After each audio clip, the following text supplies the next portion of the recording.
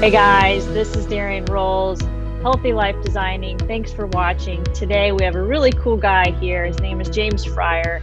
He is with the Human Form. This guy has a ton of information and he has seen it all with fitness, and he is here as a massage therapist, as a trainer, as a soon-to-be health coach. He is going to share how he is able to help you kind of put your life back into balance. Hey, James. How you doing? I'm pretty great. How are you? Fantastic. So you've got a pretty big background with fitness, and can you just kind of walk us through some of the things that you've done? Absolutely. Yeah. I guess my journey, kind of just to do a quick pass through, kind of started with playing sports in high school, having some injuries like a lot of people do. Moved into coming down here to play baseball in college at Otterbein. So I'm at Columbus. I've been in Columbus for quite a while now. So it's definitely home now. I was about an hour north, but so I did that and kind of started just experimenting and learning about the human body in college with an exercise science undergrad. That college really is just a great place to build a base and build a community of people. But if you stop there, you're missing a lot of amazing opportunities. So as soon as I kind of got through college, I just started experimenting and learning. I just worked at a box gym in Columbus. I think that's a lot of people's kind of path after they get out of college. They just jump into a gym and start training folks.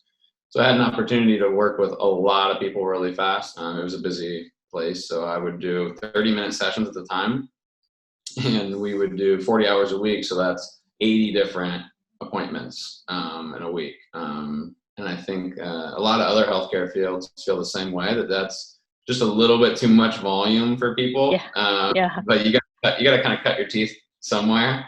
So I started seeking out a mentor and like a place where I could learn and grow and evolve more, because I just have this insatiable, love for learning about taking care of people and the human body. And I accidentally came across the Human Form. I saw a T-shirt at the gym I was working at, and I'm a very, very detailed observer, which is usually a good skill for a personal trainer. Yes. But I was kind of half stalking this lady walking around the gym, like watching her work out, because I was like, she knows what she's doing. Like, a lot of people don't come into a big gym and work out by themselves and really know what they're doing. Right. And I watched her and watched her and watched her, and then I went over and talked to her one day, and she was a sweetheart, and she was just like, oh no, this is this gym I go to. They help organize workouts for me, and then they let me just do them on my own. They're like, some people train there, but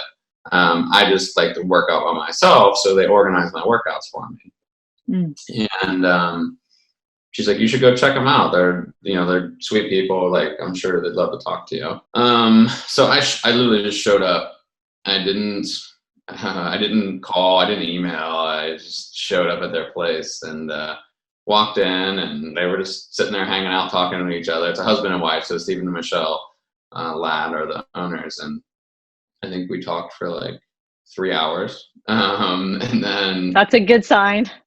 Yeah, we just kept going and going and going, and then they're like, "You want to come back and talk again in a couple of days?" I'm like, "Yep."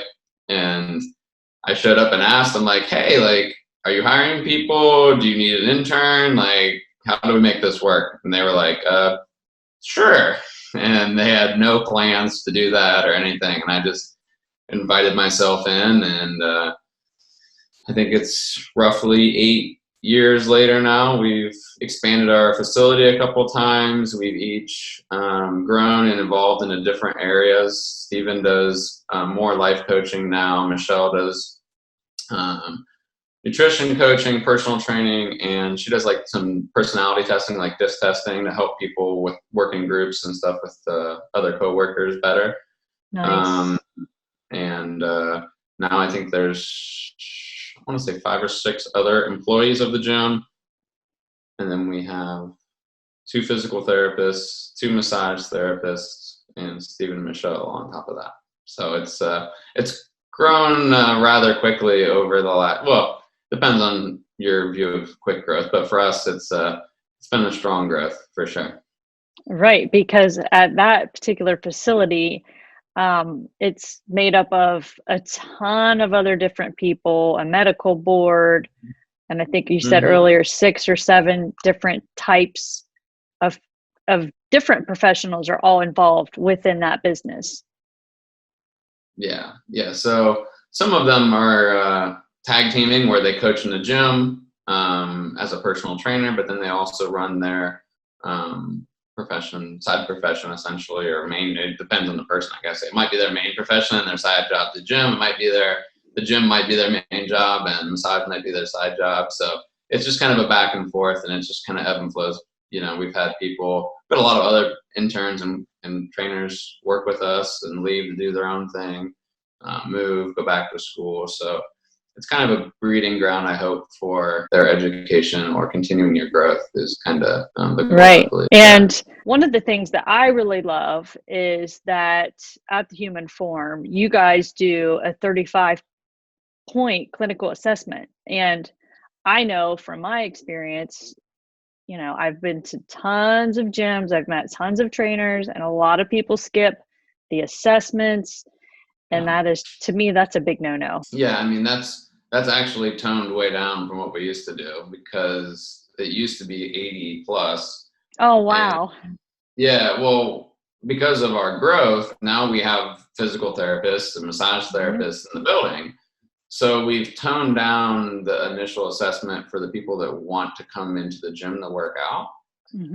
Assuming they're feeling good, they're moving well, we don't have to cover as much. When it was just the 3 of us, a lot of people had been to a lot of other therapists, a lot of other coaches, and just didn't love where they had gotten through that path. So they become a little bit sketchy of, referring out to be like, hey, like you should, like, I've already saw 5 physical therapists. I'm not going to see another one, like, or I've saw 6 chiropractors, or so we got a lot of that. And so we tried to do as much as humanly possible to make sure that they were going to be in a good place and they were going to feel good. But because now we have all these other trusted people in the building with us, we've just kind of toned that down a little bit. And if we see something that's more of a red flag, like, look, like, we'll help you get started, work out, but here's this thing that, we found, and there's somebody, 400 feet away from you that can help you make sure that this goes away and stays away.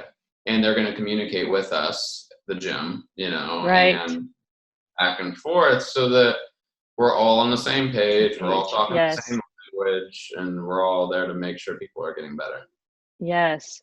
And speaking of red flags, one of the biggest areas, one of the big things you're passionate about is teaching people about breathing. Can you talk about that? Oh, I mean, it depends on if you have 8 hours or not. But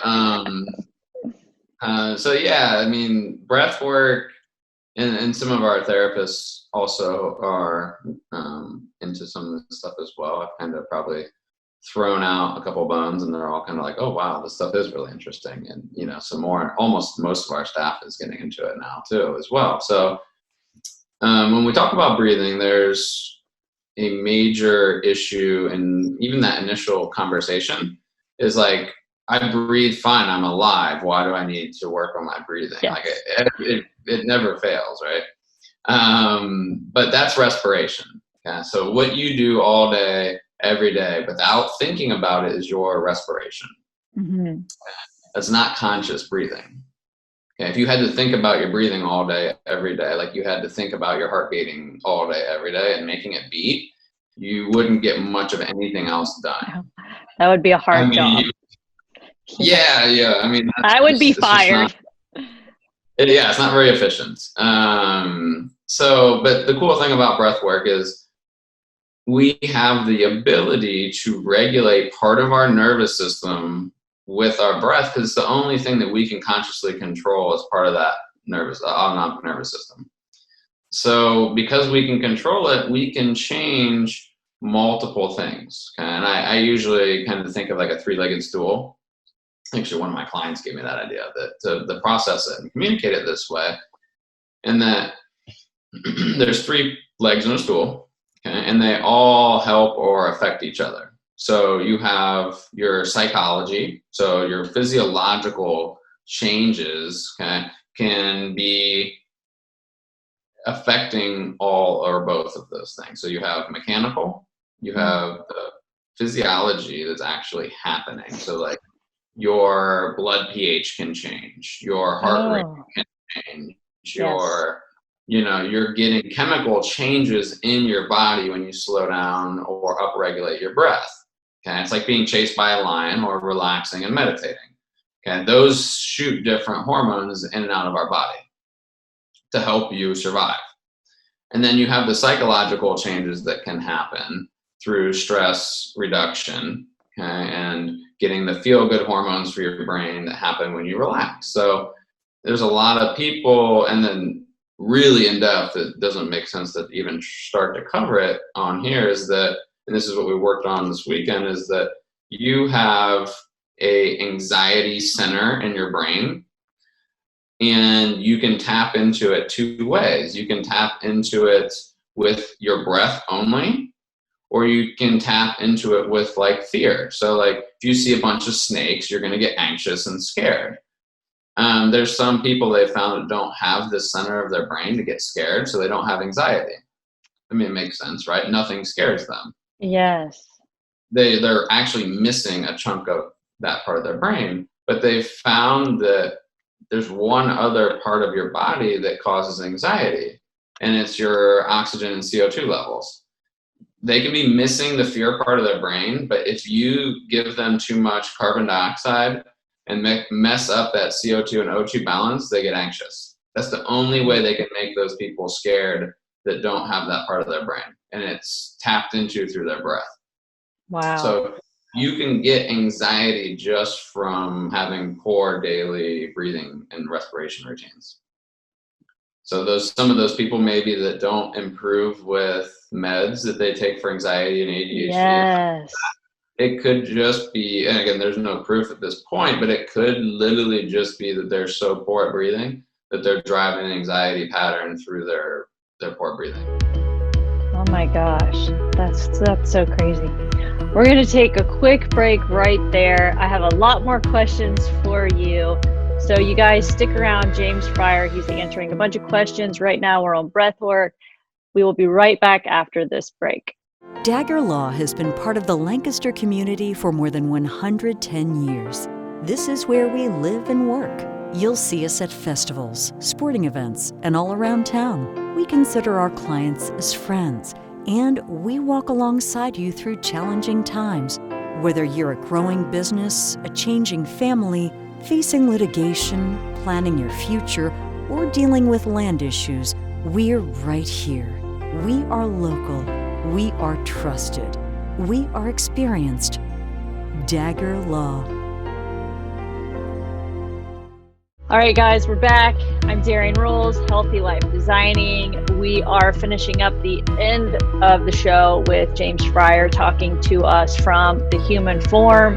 And we've been talking about breath work, and you just took us through how fear and anxiety and the psychological components of our brain can be related directly to breathing, which has blown my mind, because now I'm already wondering all of these times that I'm telling myself I'm stressed, or I'm telling myself I have so much anxiety over this or over that. Now I'm wondering in my head, have I just not stopped like this crazy stuff to just sit and breathe the right way?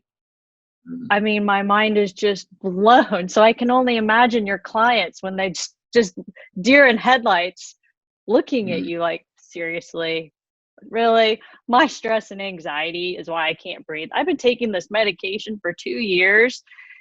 Yeah. It's a two-way street for sure. your poor breathing can cause anxiety. Anxiety can cause poor breathing. But like you said, it's just, I think, the awareness and attrition, I guess, probably to stop wherever you're at, what you're doing, practice some breath, let it hit you, let it soak in. And then, and I think anybody out there can be like, yeah, I said a lot of poor stuff when I was mad. Like, Yeah. I really wish I wouldn't have said these 5 things, Yes. or, right? But if you have the opportunity to stop and reflect and breathe, you may or may not have that same thought, and the anxiousness or the anger that happens all kind of at the same time. Like, if you can pause and place that kind of place in there, like really like a placeholder to stop and relax and breathe, and have a small tool that you can use to tap into maybe your better place, I guess, like just a better consciousness of what you Yes. want to portray. I Yes. think we can save ourselves some stuff we'd want to take back.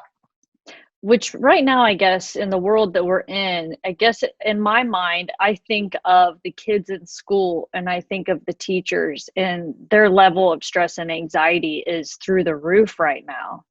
Absolutely. Yeah. And I think we previously discussed this a little bit, and I'm just trying to offer whatever part of my skills are most useful right now. I did a breathwork retreat just this Saturday. It went really, really well. We kept it small on purpose just because of the situation we're all in right now. So we had 9 people in, and it was everything from therapists, to end of life therapists, kind of the people that sit with people as they're dying. We had firefighters, we had military, we had attorneys that are stressed, we have people that are ill right now, actually like cancer ill, so it's a little bit different. Okay.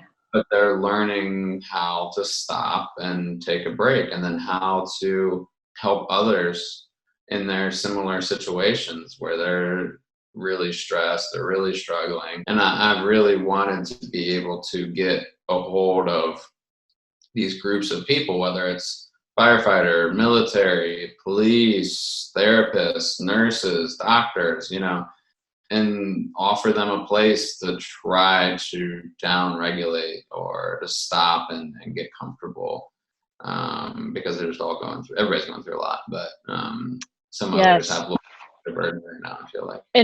And speaking of comfortable, I think of posture. And can you talk about that? Because I know this is a huge thing. And I also wanted to mention too, that I've noticed within my own self, since you and I spoke originally the first time, I've started to be more aware of my posture. And even though I've taught Pilates for the past few years, I have always had trouble sleeping. And I started to realize you were in the back of my mind after a conversation, and I started to straighten myself up even when I've been sleeping, because I'm like, why can't I sleep in this position or this? And I've started to realize, oh, it's my anatomy. I bet it's my anatomy. Something is wrong with my anatomy. Yeah. The way I look at posture has evolved a lot over years, and upper cross syndrome, people with forward head, those to me are now not necessarily to look at as like what is wrong with somebody. Those are just indicators that something is wrong. Yes. So you see those things, and I automatically know that they can't breathe, because they're closing off certain areas, or they're moving their head. I mean, really what people do, and the same thing when they sleep, is they move their head forward to allow more air to come in. Or they'll drop their mouth open. So people that snore and have sleep apnea, they're not getting enough air into their nose comfortably. And so that they feel like they need to adjust, or their body adjusts for them while they're sleeping to allow a better airflow. And then posture is meant to be fairly dynamic. We're not really actually meant to be good at sitting still for 8 hours. No. It's just not the way that we're kind of set up. But if you think about it as dynamic as any movement at all, okay? So movement can be very small or it can be very large, okay? So when somebody breathes, and this is the way I approach posture and pain and tension in the body, is they have an inability to put air in a certain part of their body.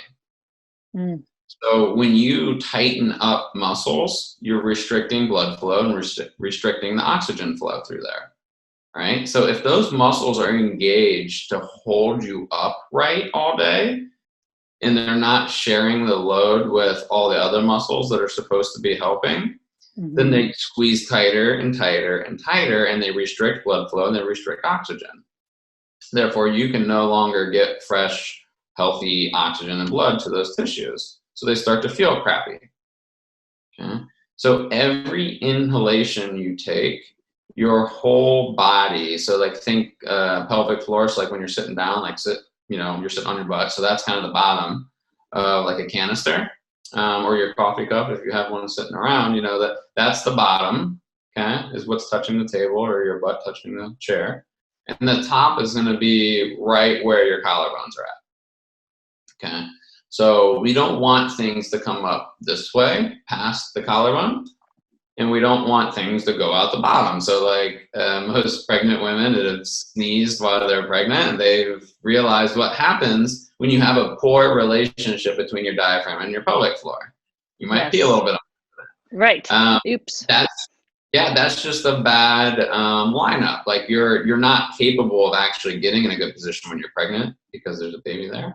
But a lot of people live in that same position, and unfortunately for a lot of women that have had kids, we have a poor system of getting women healthy afterwards where they can get back to their normal functioning. Like I think something like 70% of women after kids still have back pain because we don't get them to relearn and re-strengthen those muscles very well. Yes, we just like, right. Go back to it.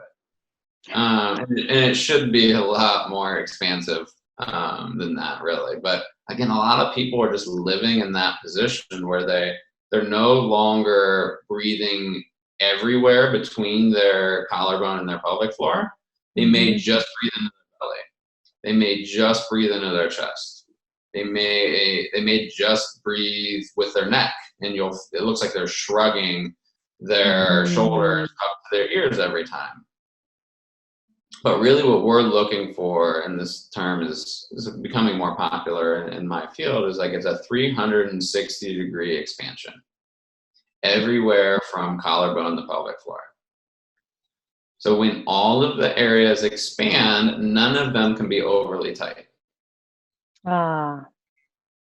They're sharing that, like it's a balloon too. Another way you can look at it is like filling a balloon with air. Yes. If you fill up a regular balloon with water, all the water goes to the bottom, and the top of the balloon stays really thin.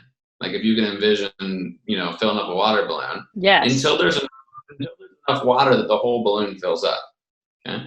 That's what a lot of us do, is we get so restricted through our necks and shoulders and chest. All of the air goes down to the bottom and stays there.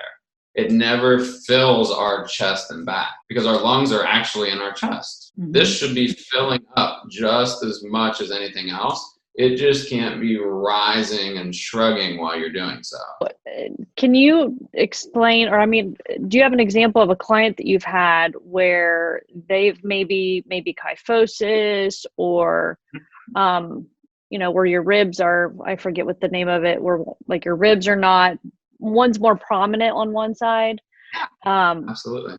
Having a combination of corrective exercise, breathing correctly, and massage, the outcome can be pretty positive. When we start layering on multiple techniques to allow people to feel the change and keep the change, that's the biggest problem. So I'm a massage therapist by trade. But I don't love massage therapy as a fix for pain or postural issues. Because if we go in and we loosen up something and we don't tell something else to pick up the slack, Like this thing that's tight is tight for a reason. Right. It got tight to help you hold your posture, help you move your body in a way. But unless you help educate your own body on what else should be assisting it, instead of making it, like I always refer to like this, like you and I are working on a work project together and it's due next week and I decide I'm taking vacation. Who's going to be mad about it? Right. You Yes. are. You're going to be mad because you're doing all the work. Right. Until I get back to work and do my job, you're not going to be happy. Yes. So it's this relationship with like, you might be really mad at me, so I might give you a massage to make you feel better and be happier about it. Yes. But I also need to go back to work still. Okay. Like, you need both. Yes. I'm just only going to make you happy for a day, and then you're like, all right, you need to get back to work now. Yes. So that's where the movement and the strength and conditioning, being very picky about what muscles we strengthen. Because if we strengthen the muscle I just tried to relax when we were doing massage, it's not going to stay relaxed. So it's being very, very selective on exercise choice, what muscles we massage and relax, and then teaching people how to expand and breathe into those areas so that they know how to remove their own stress and tension. I want my people to feel empowered that they don't need me once I go through and teach them how to do all this stuff. Mm-hmm. They're welcome to come back if they like me enough, but otherwise I don't want them to feel like they have to come back to have relief on it. Right. And do you offer your services virtually? Yes, I do some virtual stuff. It's a little less than initially. I was doing all virtual there for a little while because I can watch people move over a computer screen and see whether they're restricted the same way as I can in person. Mm-hmm. Obviously the manual therapy piece is removed, but that manual therapy is just a way to start to expedite the process a little bit more. But it doesn't stop the process by any means. If I can get you to breathe in the areas I want you to, if I can get you stronger in the areas that I want you to, it will shift and change whether we're in person or not. Like I have a decent amount of clients that are only online and they get better all. That's awesome. Well, we're just about out of time, but if anybody wants to learn more about your workshops or how they can just connect with you privately, could you share that information? Absolutely. So I do have a website, so it's just jamesfryernmt.com. I'm working on uploading that and getting the breathing seminars. I'm going to hold those more regularly now because it just seemed like it was in demand enough that that's going to happen. So I'll be updating that soon. And then you can reach out to me on my website as well for individual questions on breath work or mobility or strength. All that stuff's on there. If you're interested in just being a part of the Human Form, humanformfitness.com is our website. And Stephen and Michelle will probably get back to you on that route. But I'm there and working pretty consistently with them. So I'm sure I'll hear all about everybody that comes in. We know everybody that's in the building. So I'll find you one way or the other. Well, thank you so much. I've learned so much. I'm like, oh my gosh, I really need to see James right now because I've had 4 kids. And even though I'm a trainer, it's like you feel like you've got things under control, but I've just become so much more mindful now after our conversation.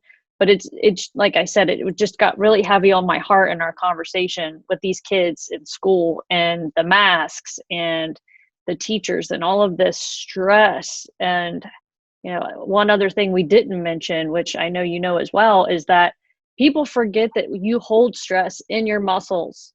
It's in your muscles, and it goes right along with having these spaces in your body that it's not getting the oxygen. If you're not getting oxygen, it's not going to your brain. Your brain is not going to work efficiently if it does not have oxygen. But thank you again so much. I really appreciate you taking the time to chat with everybody and explain what breath work is, and you're doing something pretty awesome. That's great. I'm happy to be here, and if anybody has any questions, I'm always happy to talk on the phone, do consults too, just to help people figure out what's best for them, and if anything else, direct them elsewhere if that's what's best for them. Well, thanks for watching, you guys. That's all we have time for today, and we will see you next time. See you soon.